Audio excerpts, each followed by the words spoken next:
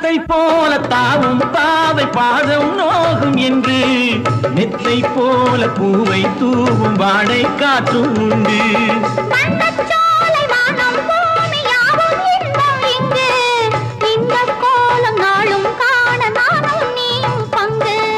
கண்ணில் ஆடும் மாங்கனி கையில் ஆடுமா, கண்ணில் ஆடும் மாங்கனி கையில் ஆடுமா.